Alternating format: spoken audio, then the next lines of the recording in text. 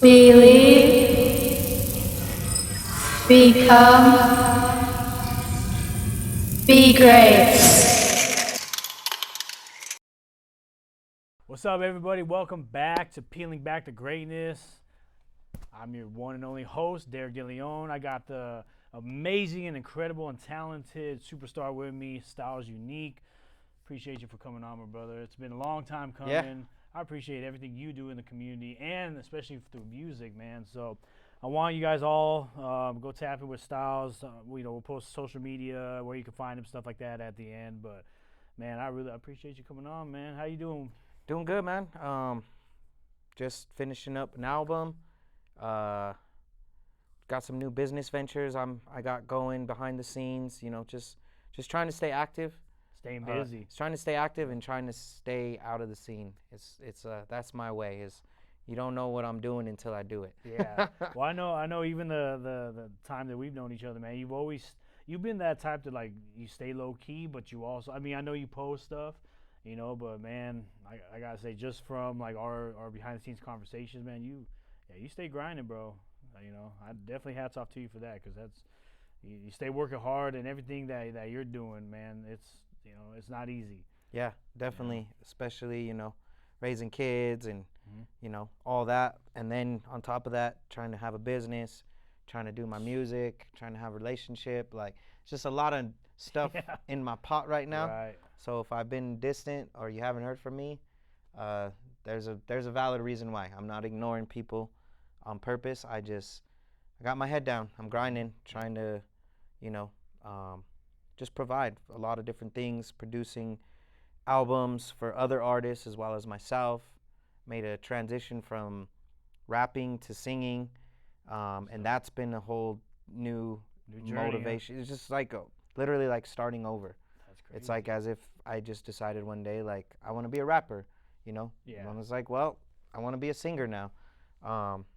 So that's been really interesting. That's kept me motivated because, to be honest, I was pretty much done, bro. Like, after my last hip-hop album in 2023, I made like a vow to myself that was my last like big project. I was going to focus on producing, and more specifically producing for other artists, using my talents and to better the community, to help people and give them, a studio and a space to be creative. Because that's one of the hardest things coming up that I remember being a younger artist or an up-and-coming artist, was the studios that have the things you need wanna just rake your pockets for every dime you have just to get in there. And then the ones who don't, they like home studios or like, little smaller studios, they're not going to rake your pockets, but they don't have the experience or the equipment to really take your shit to the next level. I have a unique blend of both. I have all the great equipment. I have a booth, the calibrated speakers. It is a home studio, but everything's professional, and I have the knowledge and talent to make your stuff sound just as good, if not better, than the bigger studios out here. So that's kind of where I was headed. And then I did a song with Marty Obey, and he just, for no reason, I guess it was my calling, was like, you should sing on this. And I thought he was joking, because I'm like, dude, I'm a rapper. So do you think he heard something within you? So here's the thing. Me, him, and Knowledge have a song that was on my album called "Rollin' My Ride." Okay. And I actually sang the hook. It's like, you could roll in my ride, but I just kind of like harmonized it and sent it to him. So and then he sang it, like actually sang it, and kind of flipped some words around and added to it, kind of made it his own. So yeah, he was my go-to hook guy. He's from Houston, Texas. That's dope. I think he signed on Baby Bash's label, or he was. Okay. So yeah, he's pretty big artist out there in Texas. He goes by Marty Obey. Make sure you check him out. And also Knowledge. He's from Atlanta, but he lives out here in Denver. Dope rappers. So make sure you check both of them out. But so yeah, he's heard me sing. So yeah, maybe I didn't even think about that till you just said that. Like, that's what it probably was. That's crazy. He's Changing like, the game nah, for you you sing on this one. And he kind of showed me his vocal stack like what he puts on his vocals to kind of make it sound the way it does. And he just showed me a couple little tricks like in real time, and then was like, okay, get in the booth. So what I realized is my singing method is similar to the rapping method of Jay-Z and Lil Wayne, where they'll just go in there, no pen, no pad, and they'll just start mumbling stuff. So what I'll do is I'll find the melody in the pocket. So I'll just go in there and just literally listen to the beat. I'll just put it on like, I'll let the beat play for like 5 minutes. I'll just put it on a 5-minute loop to where it won't end. And then I'll just hit record and just, just start humming. If a couple words come out, yeah, baby,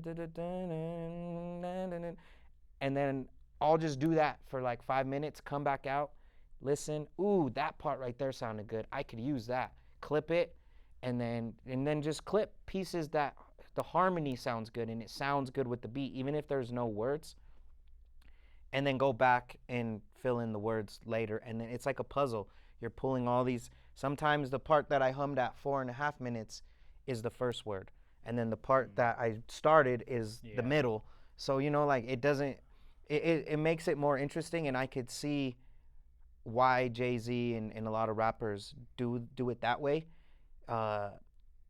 It cuts back on time, and it lets your creativity flow. You're not worried about finding the words first. You're trying to make the song. You want it to sound good. Your pitch, your like where you're right here I could go da da da da da and then stop and then speed it up and then slow it down. Yeah. So you're getting the song first, and then the words as a lyricist, that's the easy part actually. You're getting that later. So I feel like doing it that way just let you be a little more creative and free. Right. And it just re-motivated my whole entire like soul to want to do music again, because this is new. Yeah, I've been rapping since I was 15. I'm pushing 40. That gets mundane and kind of boring after a while of like, why am I still doing this? I'm not really trying to be famous. I'm not really chasing anything. I just enjoy doing music, and it's a grind though, like you said, doing your own everything. Yeah. Videography, graphics, mixing, mastering, recording, like everything you see and hear is all 100% me, by myself in my studio. So doing that gets mundane, that's when you start to question. Think of it like an NBA player. It's what they do in the off season that we don't see is what matters. Mm-hmm. It's all this stuff, all them late nights writing, recording, mixing the songs, finding the beats, making the beats, finding sounds, like all of that goes into one song for 20 years. It gets a little rough, and then you start questioning, do I even want to do this?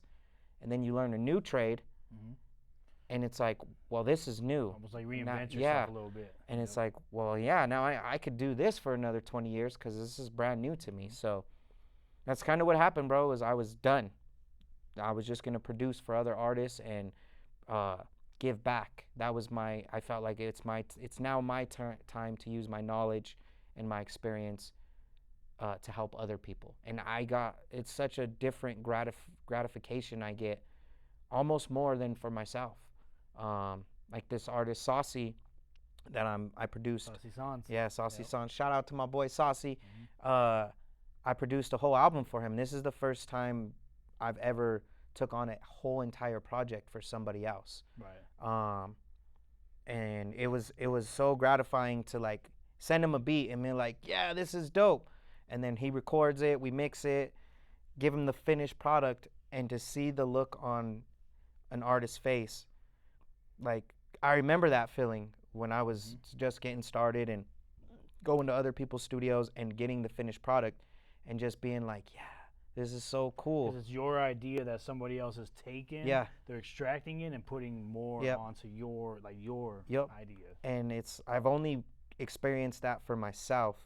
So to experience that for a whole project for somebody else, and to see their face light up and to see the joy that you once got doing that, it's a really gratifying piece that I've never experienced, and it kept me motivated to keep going. You know what I mean? So shout out to all the artists, that I've produced for. Me and Saucy are actually about to drop I'm telling them, I don't know if you want it to be out there, but it's supposed to drop on Wednesday. We're having some issues with TuneCore. Like so we got a song with Lil Boozy. He was just out here to, he was actually supposed to come through the studio. Yeah. With Our Truth, Yeah. He's in a lot of stuff right now, but Is he? we're trying. Yeah, some legal stuff that he has to deal with. I didn't know that. So we're trying to finalize all the pieces that TuneCore needs to allow us to put it out. Yeah. But I'm pretty sure we got that handled. So yeah, we got a song that I produced. I'm singing the hook, and Boozy and Saucy are rapping on it. It's gonna be big, bro. His manager's response when we sent him the song, he asked for. This is how I know. I think once it's all live, they're gonna get behind it. Yeah. He asked us to send him a radio edit, which if they want a radio edit, that means they want to send it to radios and DJs. Yeah. So this one might be a big one. We got another one we're working on with Flip. So yeah, just been grinding, bro. Trying to balance my music, other people's music, my kids, my relationship, and my job. All into one bucket is why I don't really have time to go to everyone's functions or concerts or events. I wish I could, but I gotta stay focused on building all this stuff. Mm-hmm. So yeah, that's pretty much where I've been and what I've been doing. Man. Do you think it's hard to balance all that? Because I feel like even for myself, I feel like you and I do a lot of the same stuff. The only thing that we do not do the same is the producing stuff. Yeah. Obviously you're a producer, engineer. I'm not. But everything else, we kind of have that same lifestyle, bro. But sometimes for me personally, it's hard to manage. It's very hard to, like, of course I have my calendar that kind of keeps me on track, but even that is not enough. Are you able to manage everything? Like, do you have a schedule that you stick to? I try to. Yeah, yes, I can manage everything, but as far as scheduling, like my line of work, it's not really. It's more client reliant, to where I'm relying on their schedule, and I kind of sometimes have to move a lot of my stuff around to accommodate their schedule. So, for instance, if Knowledge calls me on a Tuesday afternoon, is like, hey, I got this new song I'm trying to work on. Can I get in the studio on Wednesday or Thursday? So it's not, like, that isn't something that it's like, okay, every Wednesday I'm going to do studio stuff. Every Tuesday I'm going to, it's kind of whatever hits me. So it's a lot of moving stuff around. I do have certain, like when my kids are at school, there's certain time frames that work better to do things. So in a way, I do have time frames and days and blocked out hours that I do have available. Right now in the summertime, it's kind of whatever, because they're, I don't have to go pick them up or drop them off or be there at a certain place. So right now it could be like, well, if 10 a.m. works or 10 p.m., you let me know. Right. And the same with the photography and videography. Like, I just got hired to do I don't even know, like a holiday not even a holiday party, just like a summer party for the Glass House downtown. And it was like kind of last minute. Like, she called me and wanted to schedule it, but then I didn't hear from her for like a month. And then like a week before, she's like, hey, can you still do that event on Saturday? And I'm like, let me move some stuff around. Yeah, we'll figure it out. So it's a lot of, okay, I think that'll work, but let me check. And then going and looking, actually, can we do it on this day at this time? And so it's really, that part's hard. The hardest part is afterwards, the editing, because I always, even though I've been doing this for a long time, in the moment, you're just like, okay, I'm going to go film this event, or I'm going to go do this music video, or take these photos at this wedding. And then you get home and then you're like, oh, wait, now I have to make time to edit all of this material and deliver it. And then that's where that part of it is a little harder to balance, because that's my free time. That isn't something I'm actually thinking about until I'm in it. I got to get better at that part of it, because then it's like, the girlfriend wants to go do something on Saturday and you're like, shit, I kind of need to do these photos. Yeah. All right, well, I guess I'll just stay up till 4 in the morning Yeah. editing these photos to accommodate. So that part is, that's the harder part, is the editing, the mixing, the mastering, like the after the client leaves and I have to sit there and do the work. I am really bad at scheduling time for that. I just kind of schedule the event or the session and then like, oh yeah, now I have to edit. Yeah.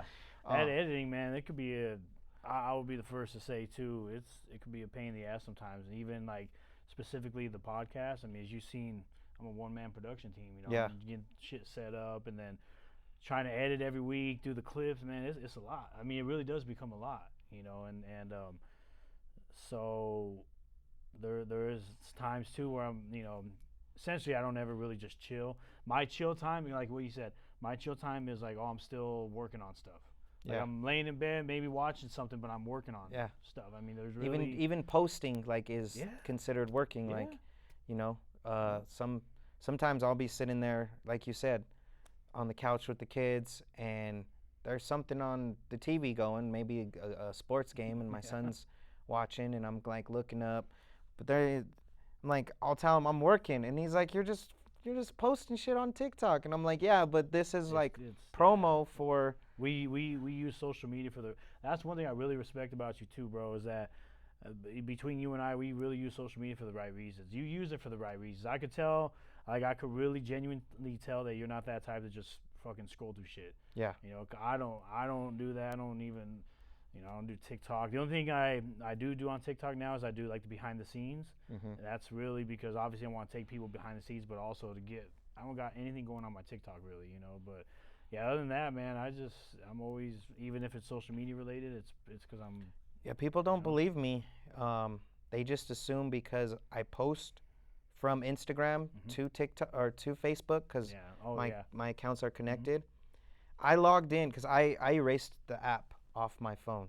Facebook in particular, Snapchat I got rid of. Those two I feel are people don't use them for the right reasons. Yeah. So I kind of just distance myself from those two particular, but I like most of my people and my biggest following is on Facebook, unfortunately. So I got creative and was like, well, I'll just attach the accounts, post from Instagram, and it'll post to my Facebook, but I don't have to see it. It's kind of interesting because the other day I logged in off my computer just to see, like, I kind of want to see, bro, I had like 150 friend requests. Yeah. I have like all these notifications, and it was kind of cool to see like people commenting and so if you ever try to interact on my Facebook, I'm probably not even gonna see it, and I'm definitely not gonna respond because I've logged into my Facebook 3 times in the last year, and 2 of them have been within the last like 2 weeks because I'm like, I got a lot of stuff I'm promoting. Right. So I just kind of wanted to see. I wonder how it's not as engaging as my Instagram, obviously, because I know the algorithms are like, well, you're not even on here. We're not going to push your stuff. Yeah. So I understand that. But people will hit me up and like legit be upset and be like, hey, bro, how come you didn't respond? Like, I shared your post on Facebook. I commented. I liked it. And you didn't even say nothing, bro. And I'm like, oh, my bad. Like, well, I'm not on Facebook. Yeah, well, yeah, you are, because I saw your post, and I'm like, I don't think you know how this works, dog. Like, I post from Instagram, and it automatically posts to my Facebook. I just have to have an active account. Yeah. That doesn't mean I'm on it or see it. And then I like show on my phone, like, look, bro, there's no Facebook app on I do not get notifications. Yeah. I have no idea what's going on my Facebook unless it's through my Instagram. Yeah. So that's something that I probably should get a little better at, is just checking in on there and responding back to people. Or even just make a post about it, like pretty much what you just described. Just make a post and pin it to your profile, so people as soon as they go to your profile, they there's explanation. Don't expect like, comment, share, please, but don't expect any engagement unless you jump over to Instagram or TikTok. Yeah. So. Yeah, that's how like my Facebook. I technically I use it for like my announcements, stuff like that. my Instagram, I really use it as like my resume. And I know same thing for you. You could use yours as your resume. Yeah. I'm sure you've came across a lot of people where you're like, oh, go follow me on Instagram, and oh shit, and they just see you active all the time, and it's one thing to say something, but when you document that shit, and people, you go, and Instagram, they do a new thing. I'm sure you probably know about how you can reorder your grid. Oh, I didn't know this. Yeah. Like, so you can take old posts and put them at the top? Yeah, so you can actually, so that's what I did with mine. So I'm sure to anybody who's confused out there, yeah, so look, reorder grid, and you can literally change whatever you want here. Oh, okay. So I literally pulled like majority of the stuff I did this year, I pulled it mostly to the top, but yeah, you can reorder the grid however you want, and yeah, bro. Okay. That's what I was Yeah, like. that's I'm definitely perfect. doing that, yeah. That's nice. I like that. But yeah, I mean, it definitely helps. Pretty much everybody I network with, or hey, go follow me on Instagram, and then it's just a great networking. What do you call it? Like a networking tool. Yeah. Because they see what you're doing, they're like, oh shit, because I know I've been there with certain people where, I'm go follow them. I'm like, oh my god, I'm like, I was just talking to this dude, and he's doing, Yeah. I mean, Yeah. Yeah, that's crazy, man. So on another note with the music, what do you have like a favorite moment that whether it's an opportunity or anything in music, do you have a favorite moment that you like cling on to? I know we all have those like special moments. Mine is from a long time ago. So I'm not the biggest, I don't like doing shows as much as like most people. Most artists, shows is what, like, that's their passion. That's what they get hyped about. That's what they want to do. I tell people I am the most extroverted introvert you'll ever meet. Oh, shit. Like, I'm naturally want to be around my people. Like, a yeah. better time is a barbecue with close friends and family, having some drinks with people you know. That sounds more fun to me than going to a bar or a nightclub or a concert or like a big event with all these strangers. And people don't believe that because I'm an artist, so I'm like, I have to do shows, I'm like public, and I'm a videographer and photographer, and I work a lot of events. Like, I'm always out and doing stuff because of my job, so people just assume like, oh, you're just a social, active person, but in real life, I'm really not. So these particular, like, I don't really get too hype about shows. It kind of makes me a little nervous. But we did, before the big artists took over the 420 at the park, we knew we were with this crew called BOC, the Blunted Ones crew.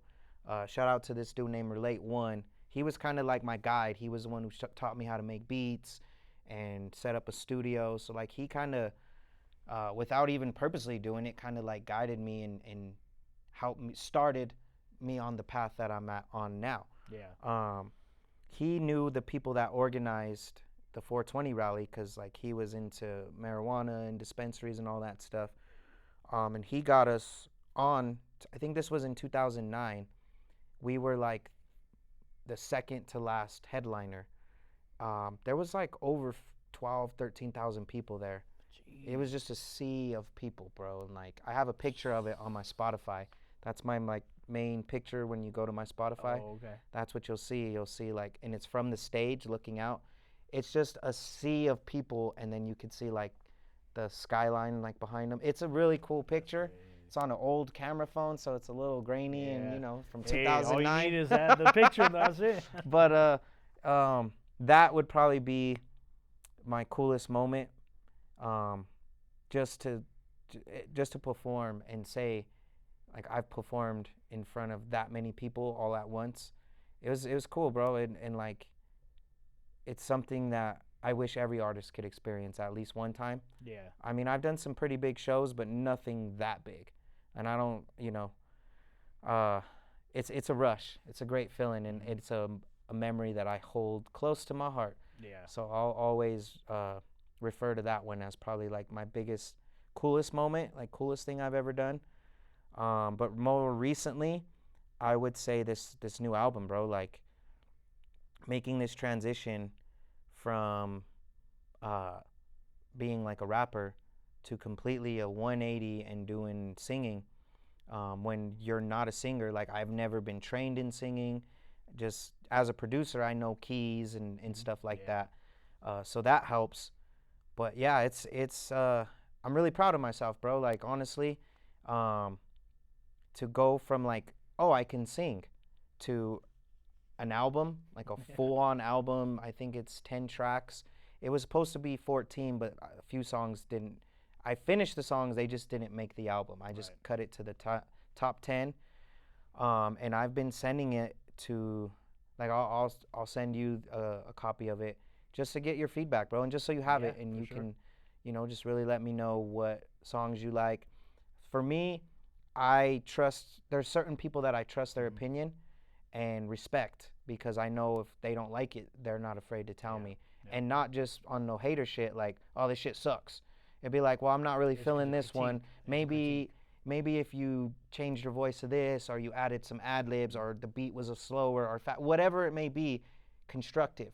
Like, it's not just, oh, this song sucks. Okay, well, that's like, cool, well, but that doesn't do anything for me. Yeah, how does that help? Sucks, why does it suck? Right. You know? So I have a nice panel, we'll call it, of people that will give me true feedback. And so far, everyone I've sent this album to is not only am I getting good feedback, but it's like, it's making me realize that I was in the wrong lane for a long time. I wish I would have known I could sing 20 years ago, bro. It might have changed the trajectory of my career. Because there's not a lot of singers in Colorado. No. And the ones that there are, from my experience, aren't as open to like feature and do hooks for people. Like, you need a hook, holla at me. Like, I've got paid to do hooks more in the last few months than I've never had somebody hit me up and be like, hey, I want to pay you to rap on my song. They just, you know, I've done features, but then I realize, oh, it's because you hold a different talent that is very rare. Somebody's willing to pay you a couple $100 to sing a hook for them, because not everyone can do that. There's a million rappers, like, they don't want to pay a rapper because they'll just he probably has 20 friends that could fill that verse just as good as you can. That would take it or whatnot. But he don't have 20 people that could sing that hook in the tone or exactly the way you do. So that's another realization of like, oh, this is like a unique talent you possess.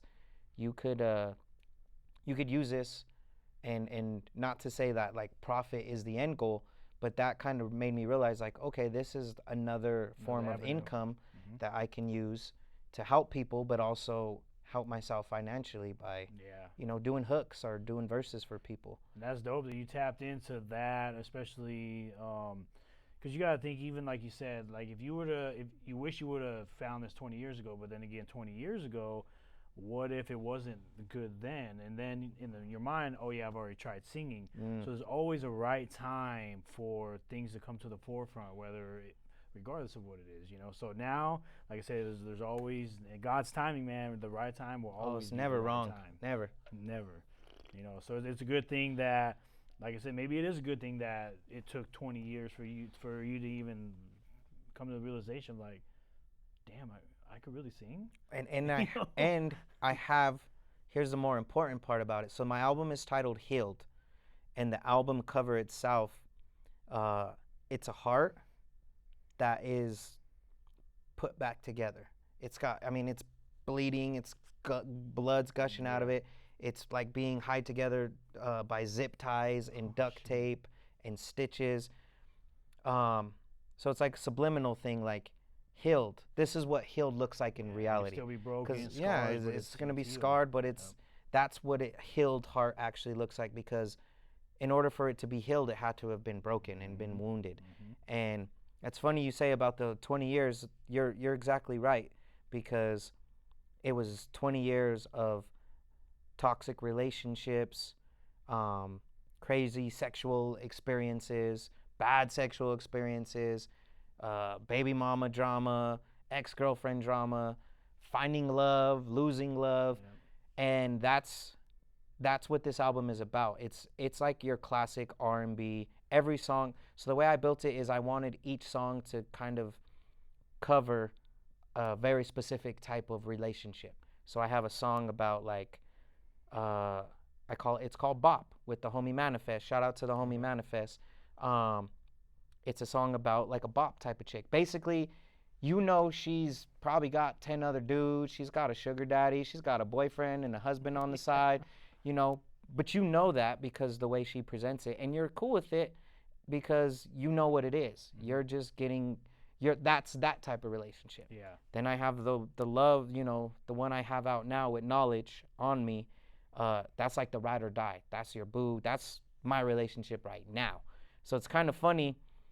Manifestation is a weird thing, bro. Like, I was in a really dark place about a year and a half ago, and then that's when homeboy was like, you should sing this, sang it, and there was a lot of stuff that I held on to with relationships and especially with the ex and my baby's mom that I didn't really never talk about or never really, I just kept it, and it, you know, it molded me into kind of not trusting women and like just looking at women as like, this is what it is. This is what they want. This is how they are, and this is what it is. You're going to be single forever. And through making this album, I was able to release a lot of that trauma and talk about it and put it on wax and write. It was very therapeutic and it's like my own little personal counseling. And then right as I'm finishing this album, I meet somebody, and it's like I told her the other day when I listened to On Me, it's like I manifested you into this song. Like everything I talk about in this song, this is literally you, to the T. So it's kind of crazy how like I went through all this horrible stuff with relationships, good stuff as well, because not every song is heartbreak. I got love songs, you know, I got motivational songs.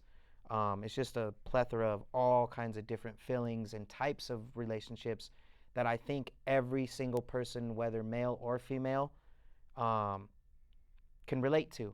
And I purposely put on a lot of the heartbreak or like reminiscing kind of songs, I purposely put a female on it just so you can get the male and the female perspective. So that way, whether you're a guy or a girl, you can listen to it and you'll get your side of it. So it's like you get the male perspective, and then you get this girl singing, and you get her version of what actually happened. You know what I mean? So it's good, bro. It's really I would say the feedback I've been getting is it's very relatable. The beats are fresh. People are really surprised at how good I sound singing. And my features, I have like some really dope artists from all over the nation. Like I was really particular about who I let on this album. Not a lot of rapping. I think there's only like 2 rappers, and the rest are all singers. I was gonna ask that too. Yeah. Okay. So yeah, that's pretty much the album. It'll be dropping probably in the fall, early winter, but I'll be releasing singles throughout the summer up until then. So that's dope, man. I'll definitely make sure we'll stay tuned, and I'll even share it, make sure everybody goes and grabs it. And so I do want, before we end this, it's coming. I can feel it. This story that you've told me, I think I've heard twice now, man. It's so fascinating and so bizarre. I'm starting to get goosebumps now. It's one of those stories that just make, as a listener, it's like a damn. Like it's really, I can't really describe, because not only obviously am I now behind the scenes with all this too, but to know somebody like you that went through something like this. You want to tell the story to the audience, man? This is, everybody got it. So, this was something that he had asked prior, you know, if I wanted to share, because I don't really share it publicly that often. I used to.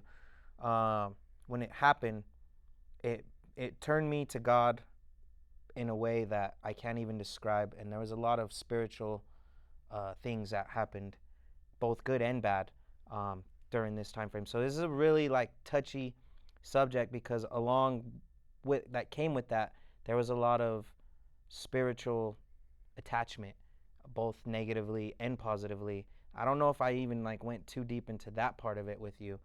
But there was experiences, both demonic and godly, that I experienced through this whole thing. So in 2009, I was in record contract discussion, we'll say, with a particular record label. I won't say which one it is, but it's a pretty big label. And at that time, they mostly had like rock and R&B artists. They had one rapper slash R&B artist, and then I found out later, they told me, yeah, we have this one rapper, and they said his name, and years later he left that label like within a year, and I've heard an interview with him talking about it, and a lot of the things that they were trying to get me to do, they were trying to get him to do, and he had to leave.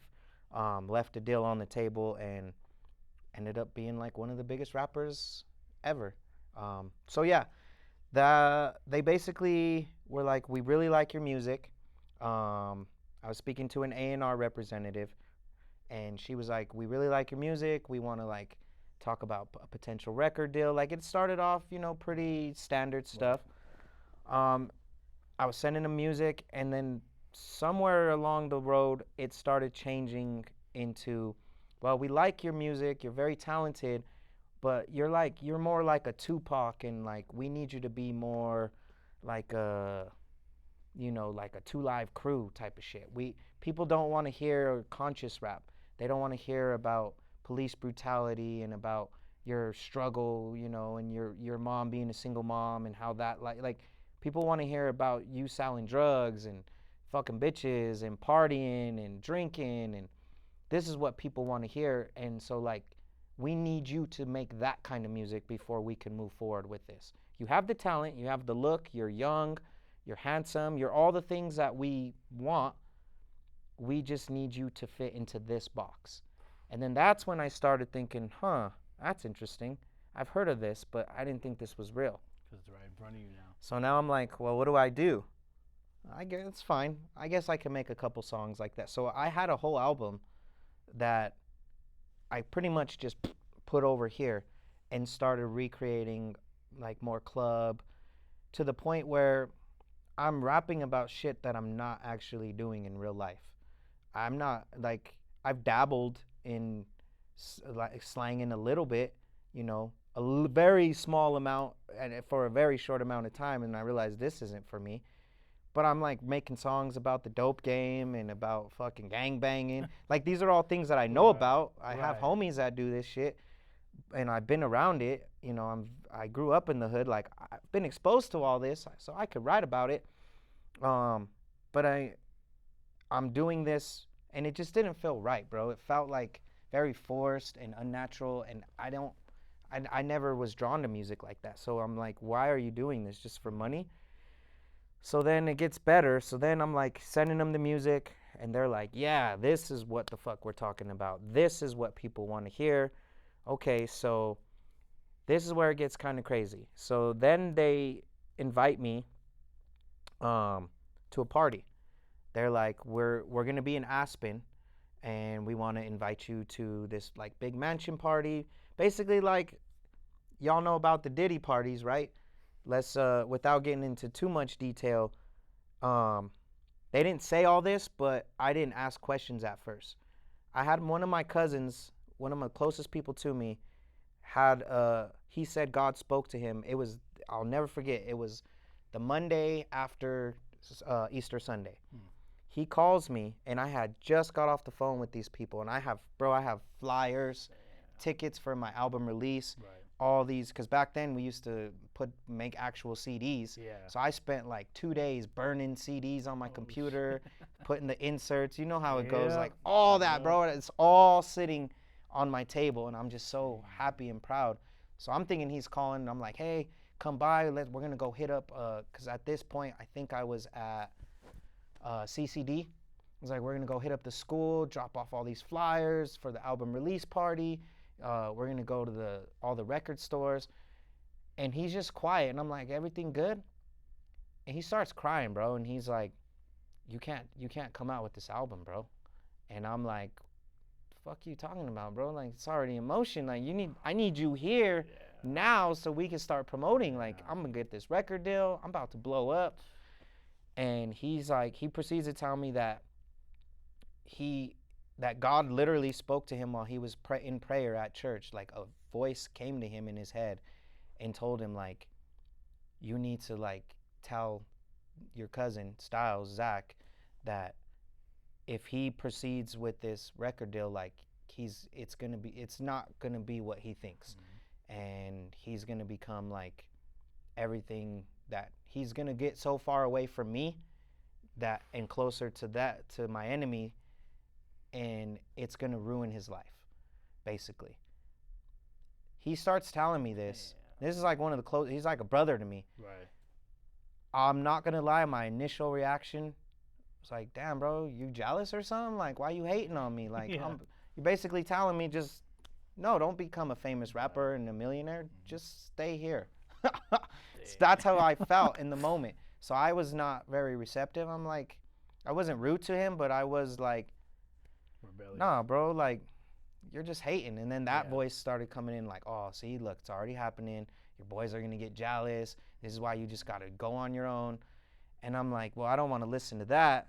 So what I did is I just paused and I was like, okay, let's just take a minute. And I prayed, bro. I prayed so much, like literally dropped to my knees at the foot of my bed. I'll never forget. And I'm like crying like a fucking baby, just begging God, like, please, if like put something in front of me to show me this is either what I need to do or what I don't need to do. Like, give me a sign, do something. This is where I say spiritual things start happening.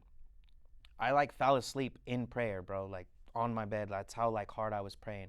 I like passed out, woke up, I don't know how long it had been, and there's a fucking Bible sitting next to me on my bed. So now I'm like, who did this? Who knows? So last thing I'm thinking is it's like a spiritual thing.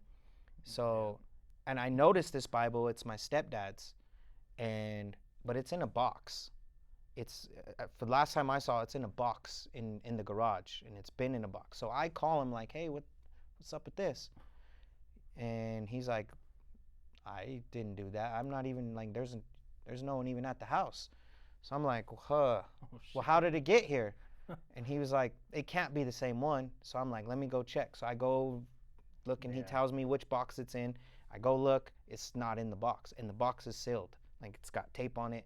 The tape has got dust from 10 years ago. So it's like, nobody's opened this box in a long time. Now I'm freaking out. Now I'm like calling people, were you here? Were you trying to play a prank on me? How did you know? And then I finally accepted, this is the sign that I asked for. He's basically telling me, this is your sign. This is what you need. So now my cousin's telling me, now we're on YouTube researching about, like, you know, the industry and like, what does it mean, like, to sign a record deal? And, you know, for anyone who knows, it's not peaches and cream when you start dealing with these people. So then I start asking questions. So then I have another phone call where she's basically gonna give me the details of this party. And now I'm like, fuck y'all, I need to know. So I start asking questions. Like, so when I go to this party, like, what's it all about? First thing she tells me is, oh, I'm glad you brought that up. What's your email? Because I'm going to email you this PDF. It's basically a contract. Do you know what an NDA is? No, what is that? So an NDA, non-disclosure agreement. Basically what it is, you're signing away your rights of speech, your First Amendment right to tell what you see, what you hear, what you're experiencing, what you do. It's these people's way of exposing you to sexual, demonic, all these different things without you being able to go and tell, because then they could turn around and sue you. And so yeah, she's telling me I got to sign this NDA, and now I'm like, well, why? What? She's like, well, I'll be honest with you. The things you're gonna see, like, there's gonna be famous people there. And she kept calling it the lifestyle. I'll never forget. You're gonna be exposed to the lifestyle. and you know, there's going to be people there that you've seen on TV and you probably are fans of, both actors, actresses. Like, this is a big party where our label's throwing it, and we want you to come so you can be exposed to the lifestyle and see what that means. So then I'm like, well, what am I going to see? And she was like, you'll sign this NDA, and basically anything you see or anything you partake in, just know it won't be leaked. And you won't be able to leak it because you're going to sign this paper. And I'm like, well, what if I don't want to? You know, I'm being like rebellious. Like, I don't know. This sounds weird to me, especially now that I'm learning and researching and it's happening. And so now what I'm seeing on YouTube and researching on Google is happening. And she's like telling me about it. And I'm like, oh, this is fucking crazy. I straight up asked her, this is the last thing I said before I never heard from him again, was like, well, I said it like this, kind of like jokingly. Well, you know, I know about all this evil shit that goes on in the industry and, like, you know, blood sacrifices and signing your soul. Like, you're not going to make me, like, sign my name in blood on no crazy shit like that, right? She got quiet and she was like, well, that's weird.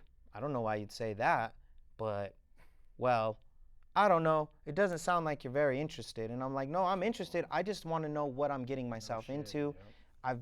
Somebody brought it to my attention, you know, there's a lot of weird shit going on in the music industry, and I just want to make sure y'all ain't gonna put me in that situation.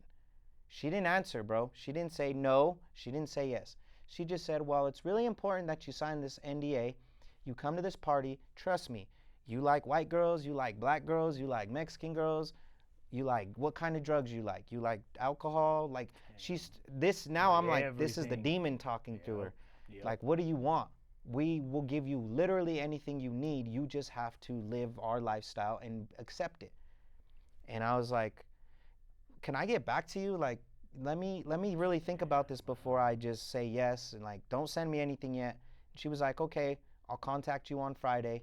And then I think the party was at Saturday. And she's like, I'll contact you Friday to get your, you know, we need to know so we could send a car for you to pick you up to bring you here. Never heard from him again. I tried calling later that Friday. That number's now gone. It's disconnected. Yeah. So I can't truly say what exactly. I know what I felt, and I'm smart enough and did enough research to know what was probably going to happen. Yeah. But yeah, so I say all that to say, the music industry is exactly everything that people say it is. You know, there's Kanye West, there's a lot of people, Tupac, there's a lot of people that'll come out and speak against it and then they disappear. So I'm very careful about what I say and how I say it. But just know it's not all peaches and cream. And, you know, this whole Diddy shit has kind of exposed to the public a lot of what goes on behind the scenes. So for like the young artists, the artists who are striving to, you know, there's other ways, especially nowadays. It's much easier to be an independent artist to where these labels are losing a lot of their power, which I like that. So just be careful. Do your research, know what you're getting yourself into before you just dive headfirst into a record deal. Because they were talking about like 1.5 million, but then I also learned it was an advance. I didn't know what an advance meant. I just thought, oh, you're gonna give me $1.5 million. I'm gonna go buy a house. I'm gonna go buy a car. My mama's never gonna have to work again. We're gonna own you.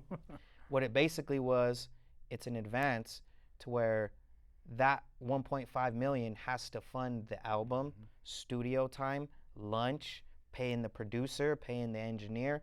They don't tell you that because that's kind of the point. They want you to go spend it, and then when the album's done, they're like, okay, so we're looking at the books. You had a 4-hour studio session here. That was $5,000. Oh, you ordered catered in this food. But they'll tell you, hey, we can get you cater some food to the studio. You don't have to leave. Well, we know this really dope restaurant. Yeah, okay, cool. But you're not coming out of pocket. This is all just coming out in expenses. And then at the end, when the album's ready to come out, they're like, okay, here's your expense sheet. This is what you owe us. And you're like, wait. And they're like, oh, well, that's what that 1.5 mil is for. So you could either use that, which most people don't. They already spent it. Or we're going to recoup it through your album sales. So what happens is a lot of artists won't even see a dime until like their third album, because all the money they're generating is paying back, because the advance that they were supposed to use, they had already spent it. So now they're like, well, now you owe the record label $3 million. It's fine. No, it's fine. We're just going to get in that 10% you were going to get. We're going to put that to zero until you pay us off, and then you can recoup that 10%. Yeah. So there's just a lot of shady shit that goes on that they don't tell you. And that's why they prey on young artists from the hood. Luckily, I was educated enough and had people around me that slowed me down and were like, hey, slow the fuck down. Yes, this all sounds good in theory, but what do they want from you? What are you really signing away? Once I started asking them those questions, they didn't like that, bro, and they started distancing themselves in those, and then to the point where they just stopped talking to me. Yeah, because they knew you were gonna figure out the truth behind all They're that. like, oh, he knows too much. Yeah. We can't get him to do the things we need him to do. He's gonna be another Tupac, and so yeah, we'll go find somebody who, you know, unfortunately, and I'm not saying this disrespectfully, but that's why you get the Sexy Reds, and you get a lot of artists who vulnerable are just just see the money. They're young, they're from the hood, they've never had that much money.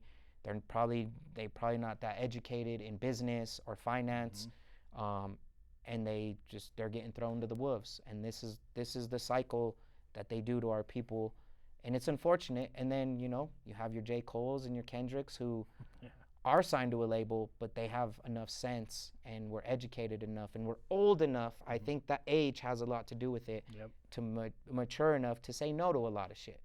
And it might have, you know, slowed their process a little bit, but so there is a way. I'm not saying every record deal is going to be shady and evil, but when you're dealing with the major labels, 9 out of 10 times you're not going to be the artist that you want to be. You're going to be the artist they tell you to be, and you're going to have to do and say and live a lifestyle that you may not agree with, especially if you believe in God. So I'll just leave it at that. Yeah. It's a very telling story, man. I appreciate you for sharing that, and I completely agree. Everything you said, man. It's not always greener on this side. I mean, there's a lot of crazy shit that happens, you know. And it makes sense when you really break down the music industry and just entertainment industry in general. What does it feed off of? Sex, I can't even say promiscuity.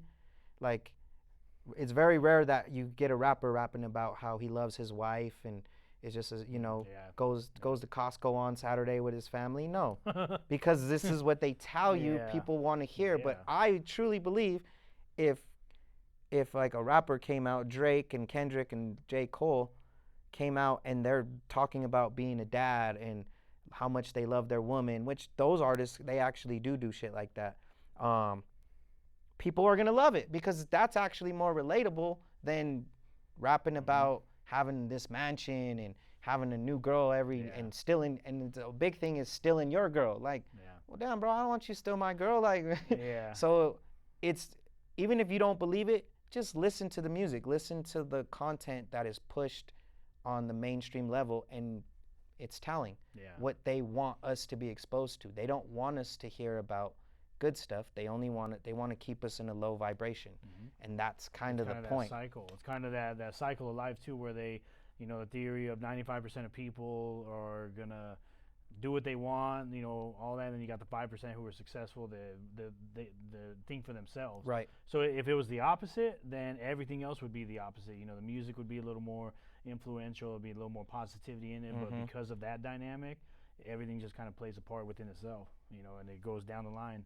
Music, movies, what we consume, all that shit. Yeah, it's crazy, bro. Like, even I was just telling my girl, so we watched, you ever heard of the Love Island show? Yeah, I know some people who watch it. She got me into it, bro. I'm not gonna lie.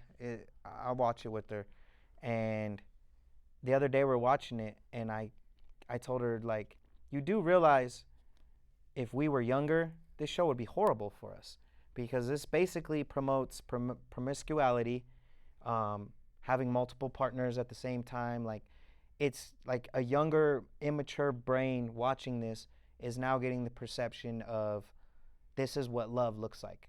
You test the waters with 5 different people, even if it's in the same fucking day, you know, just keep testing until you find one that you like. And it's more about the physical than it is about the mental. There's just like watching it, I enjoy it, it's entertainment, but I'm a grown adult and like I've experienced enough to like it doesn't influence my thoughts. I purely watch it for entertainment. Um, and like we had a conversation about it, and I was just telling her like, you know, she's like, "Well, you're going pretty deep," and I'm like, "Oh, this is true." Like, if we were if we were a 20-year-old couple watching this together, you might be like, I wonder if that guy, you're gonna see a guy at the club who might look more attractive than me and has a little more money. Subliminally, this is what your brain is being fed. You might be more prone, even if you say you wouldn't right now, you might, you know, with some alcohol involved, he's looking good, you're looking good, you might want to be more willing to go talk to him because subliminally that's what you're being taught is more how it works. Normalized, yeah.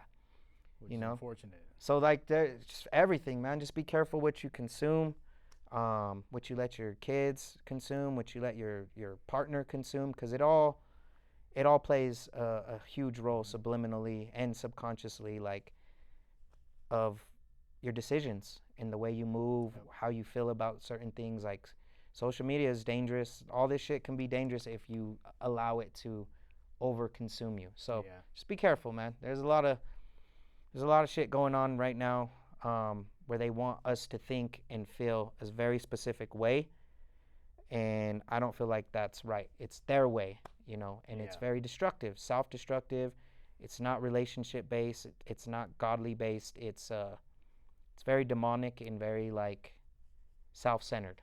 Yep. Well, so that's supernatural, man. That energy will get the best of people. That's for sure. Yep. That's for sure. So appreciate you, Styles. There's anything that you like to say to the people, how they can get involved with you? Anything you got coming up? Yeah. So I go by Styles Unique, but it's spelled very unique. It's STILZ for Styles, UNIQE for unique. All of my social platforms are under Styles Unique or Styles Unique LLC. Instagram. You can add me on Facebook. I just won't know. TikTok and Instagram are like my 2 main platforms I use. So yeah, follow me on all of those. I have 2 new singles that I dropped. One with an artist, She Who Won't Be Named. It's a remake of What Do You Like? Oh, you did tell me that. That's right. Yeah, That's it's right. a remake of the Tyrese and DeBrat song, What Do You Like? So that one is out. I just dropped one with Knowledge titled On Me. That one is like about a ride or die, like the love of your life, like the one, like wifey type of stuff. And then I'll probably be releasing one in August. And then my album is titled Healed. Should be dropping probably in the late fall to early winter. Haven't put an exact date out, but so be on the lookout. I got a lot of new music coming. Business-wise, working on a lot of new projects. If you need videography, photography services for events, music videos, parties, bar mitzvahs, funerals, weddings, whatever it may be, let me know. Hit me up. I can work with pretty much any budget. So yeah, that's pretty much what I got going on and where you can find me. And be good. Just be good people, man. My whole thing is, you know, manifestation is real. I literally manifested the love of my life just by, she like literally came to me just by thinking about it and really believing it was going to happen. I didn't chase it. My music, like everything I have, I've truly manifested. Just believe in yourself, believe in your vision, believe in your people, and just be good. You know, character is what you do when nobody else is looking, and that goes a long way with the universe and with God. Whatever you believe in, whether you're religious or you're spiritual, however you look at it, the universe, God, they all are in tune with each other, and the more positive feedback, the more positive thoughts, the more just good energy you put out into the world, that's what you're going to get back. It's when you start having negative thoughts about yourself, negative thoughts about other people, and you're just negative, man. That negativity puts you in a low vibration, and we want to be up here. So just remember that. Your day will always go the way you want it to go. Truly. So if you think it's gonna go good, it's probably gonna go good. If you think it's gonna be bad, it's probably gonna be bad. So be positive and just be kind to each other. Yes, sir. Amen to that. Appreciate you, Styles. Y'all go follow, like, share, subscribe, all that. And yeah, man, I really look forward to everything you're about to drop and you're about to do. We'll make sure we stay in contact, Yeah. stay in tune, and y'all go check them out. Yes, sir. Appreciate you, Styles. Yes, sir. Oh yeah, brother. Ugh.